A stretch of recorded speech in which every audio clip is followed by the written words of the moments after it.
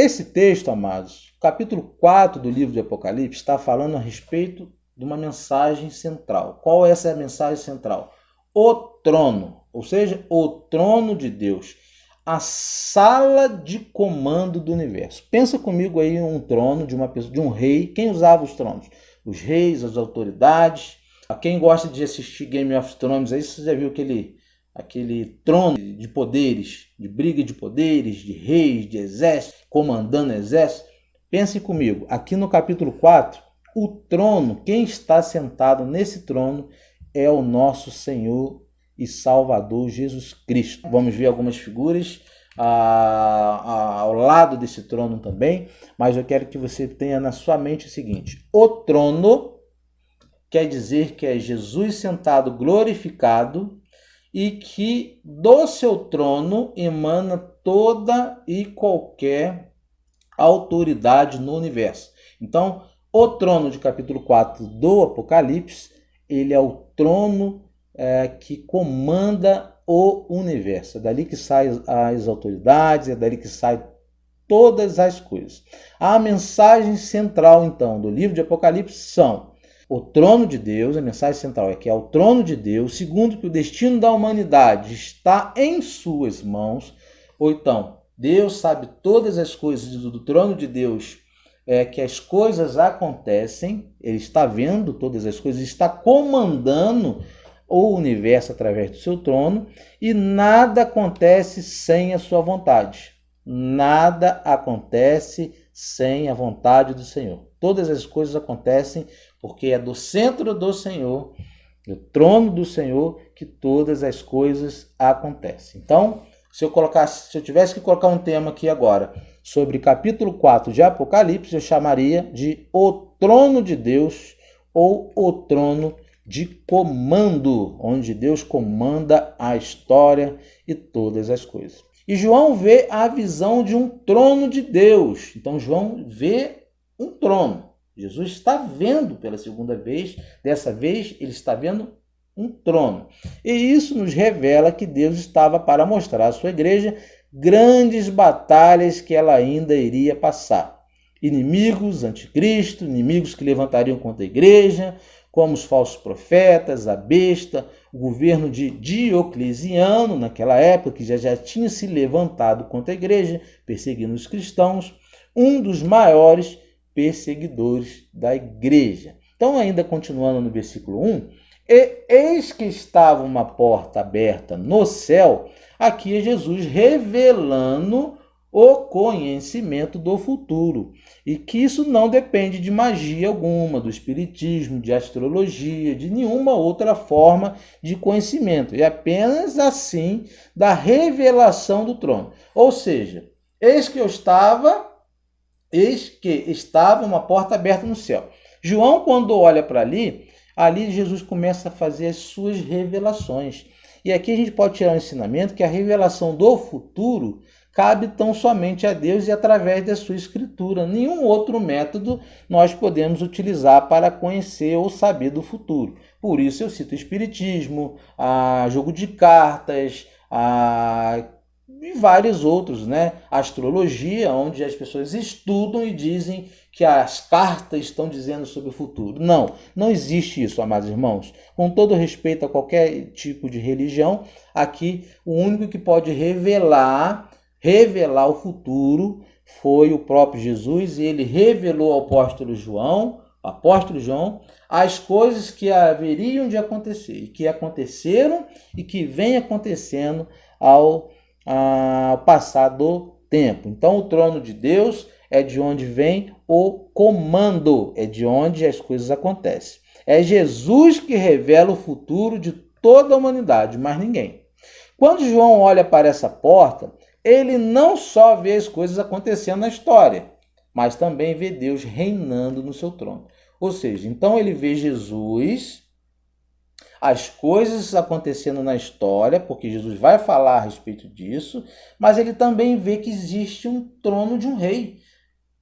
Jesus, quando estava andando com os apóstolos, ele disse que iria voltar para a casa do seu pai, que ele iria preparar um lugar para nós, que haveria um trono, que Deus estava reinando no trono. Jesus está reinando hoje no trono, junto com seu Pai. E versículo 1 ainda, como de trombeta ouvira falar comigo. Guarda muito bem. Como de trombeta ouvira falar comigo. Quando é que nós escutamos uma trombeta? Que barulho absurdo. Para que serve esse barulho de trombeta? João escuta, ele ouve, né, como se a voz daquele que falava com ele, Jesus falando com ele, a voz era como se fosse de uma trombeta. Ele escuta a mesma voz que tinha falado com ele lá em Apocalipse 1, capítulo 1, versículo 10. Mas aqui no Apocalipse capítulo 4, ele olha. Ele não só escuta como no início, na primeira encontro com Jesus. Aqui em Apocalipse 4, ele não só escuta, mas ele também vê. Ele olha, ele toma uma postura, uma atitude, então ele olha para o trono e vê quem falava com ele. O que João vê quando ele sobe em espírito? Versículo 2. E eis que um trono estava posto no céu e um assentado sobre o trono.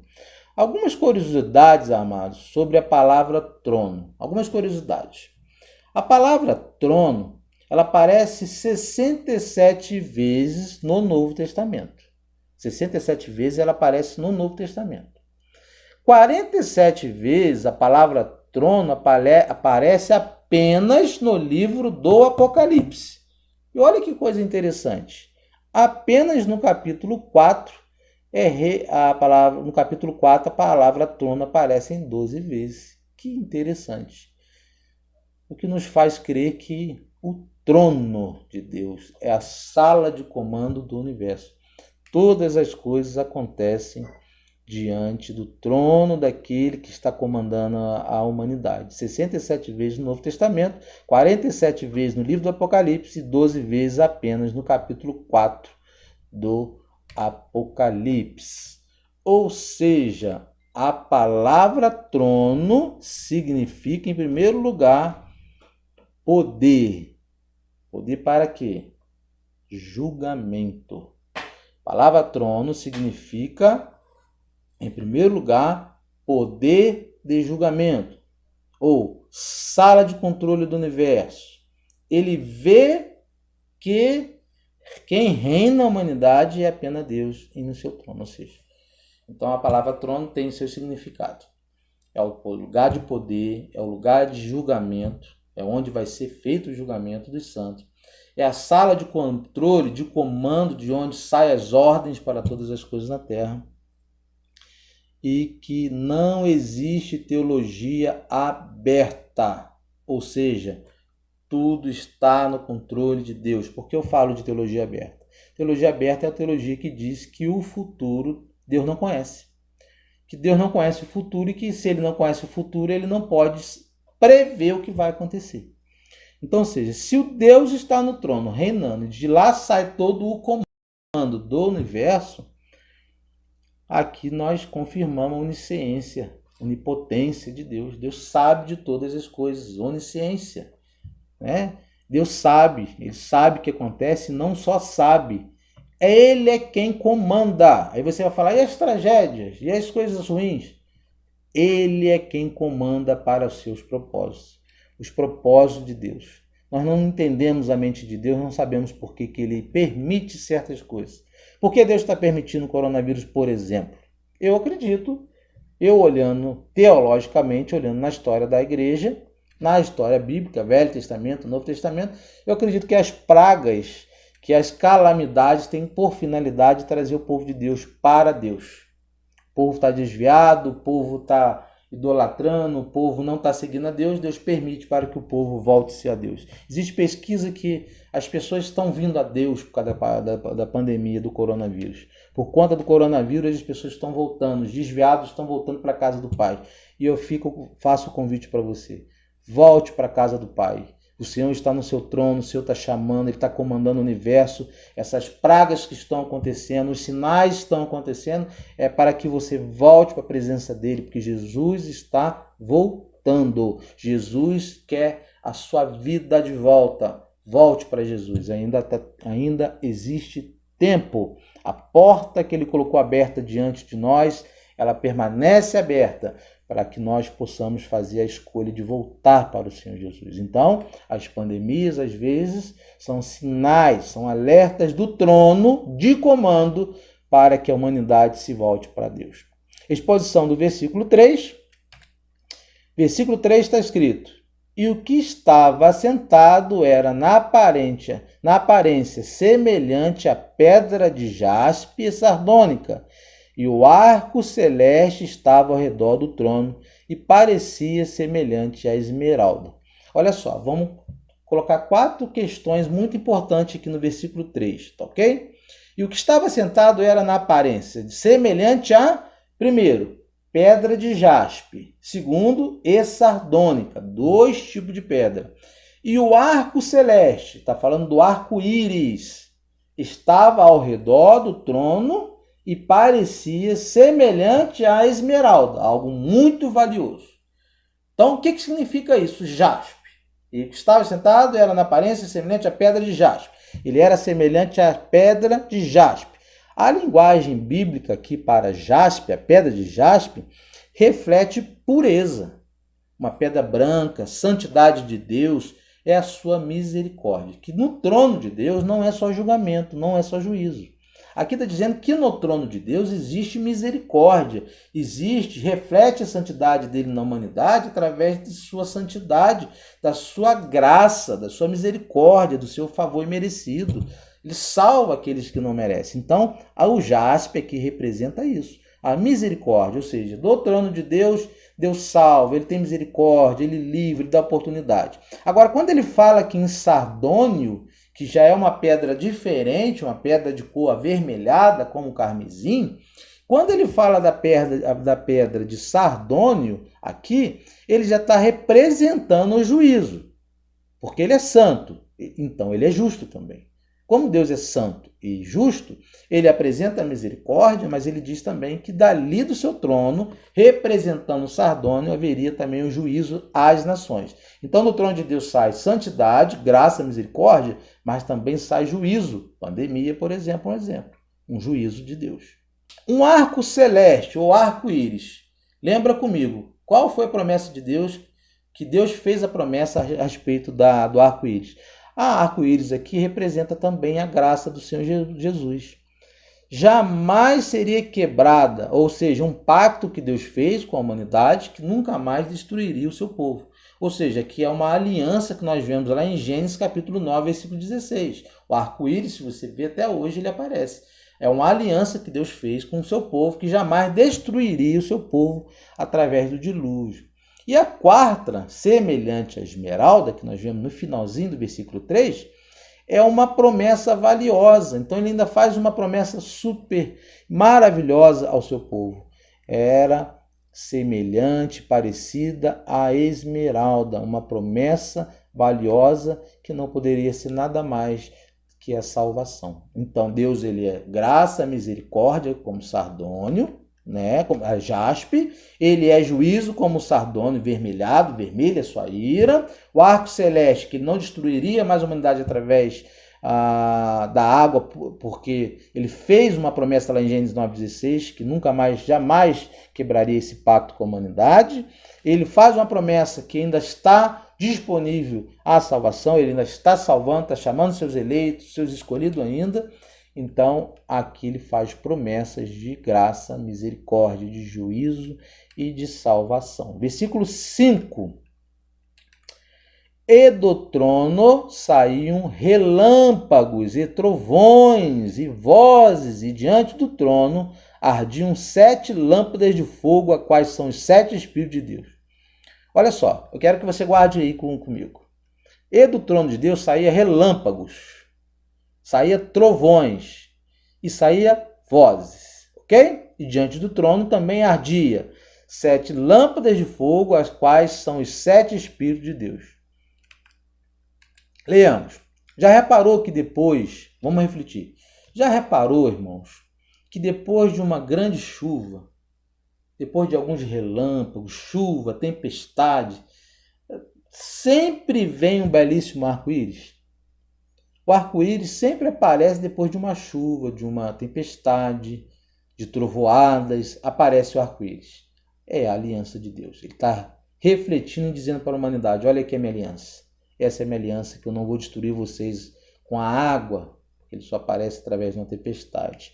Esse é o arco-íris, belíssimo, né? Ele vem depois da tempestade, porém aqui no livro do Apocalipse é o contrário. Aqui no capítulo 4 do livro do Apocalipse, o arco-íris vem antes da tempestade. Ou seja, o arco-íris não vem depois da tempestade. Por que aqui no capítulo 4 o arco-íris ele vem antes da tempestade? Por quê? Porque antes dele enviar o juízo, ele envia a graça, ele envia a misericórdia, ele oferece ao homem sua graça. Essa é a sua mensagem. Essa é a mensagem do livro do Apocalipse. Essa é a mensagem do capítulo 4, o trono de Deus. Primeiro não é juízo, primeiro é apresentar a sua misericórdia, a sua graça. A pedra de jaspe, semelhante à esmeralda, o arco celeste, graça. Por isso o arco-íris aqui, ele vem depois, por isso ele vem antes da tempestade. Porque nenhum de nós pode dizer que Deus nos julgou, nos enviou para o inferno, sem que ele tenha nos dado a oportunidade. Por isso aqui o arco-íris ele vem antes, porque ele simboliza a graça de Deus. Através da sua graça, da sua salvação, da sua misericórdia, das oportunidades, da sua palavra, da pregação do evangelho, de tantas outras oportunidades que Deus vem dando à humanidade. Ele dá a oportunidade após o ser humano negar essa graça, aí ele vem com juízo. Trovões, aí ele envia trovões, vozes, né? Trovões, vozes são os juízos de Deus após a graça dele. Relâmpagos, trovões, vozes são evidências do juízo de Deus. Ficou claro isso para nós? Para todos aqueles que não olharem para o arco-íris de Deus, para a sua graça e misericórdia. Ou seja, todos aqueles que não olham para a graça de Deus, representado aqui como arco-íris, quem não olha, quem não ouve, quem não aceita, não escuta a graça de Deus, representado pelo arco-íris, que é uma aliança de Deus com o povo. Então, os relâmpagos, os trovões vêm em sinal de juízo contra essa pessoa. Pode não vir agora, em vida, mas virá quando Jesus voltar, ou se Jesus voltar para você hoje, esse relâmpago, trovões e vozes será o juízo de Deus contra você. O cálice representa o cálice de ira de Deus que está transbordando, mas ainda há tempo. Um dia o juízo virá. Aproveite a oportunidade que Deus tem dado. Utilize aí da escolha, faça boa escolha. Deus tem te dado oportunidade, Deus tem nos dado oportunidades e Ele tem batido e tem falado no nosso coração. Abra a porta do seu coração, deixa Jesus entrar para que a ira dele futura que virá sobre a humanidade não recaia sobre você. Pergunta: por que Jesus não destruiu a humanidade na sua primeira vinda? Por quê? Um fato marcante na Bíblia, que está narrado em Isaías 61, versículo 1, que está escrito: o Espírito do Senhor Deus está sobre mim, porque o Senhor me ungiu para pregar boas novas aos mansos, enviou-me a restaurar os contritos de corações, a proclamar a liberdade aos cativos e a cobertura de prisão aos presos. Isaías profetizando lá no Velho Testamento a respeito do Messias que ainda viria. Outro fato, lá em Lucas 17, 21, diz que Jesus, ao iniciar o seu ministério na terra, ele abre o rolo do livro dos profetas, no livro de Isaías 61, e começa a ler essa mesma mensagem. A mesma mensagem que o profeta Isaías estava profetizando, e ele fala, vamos ler: e foi-lhe dando o livro do profeta Isaías, e quando abriu o livro, achou o lugar em que estava escrito: o Espírito do Senhor é sobre mim, pois quem me ungiu para evangelizar os pobres, enviou-me a curar os quebrantados de coração, a pregar liberdade aos cativos e restauração da vida e vista aos cegos, a pôr em liberdade os oprimidos e anunciar o ano aceitável do Senhor. Ou seja, nós podemos reparar que Jesus cita o livro do profeta Isaías, 61, versículo 1, confirmando a profecia se cumprindo na vida do próprio Senhor Jesus. Só que tem um fator aqui interessante. O Senhor Jesus ele não lê todo o capítulo 61 de Isaías. Por quê?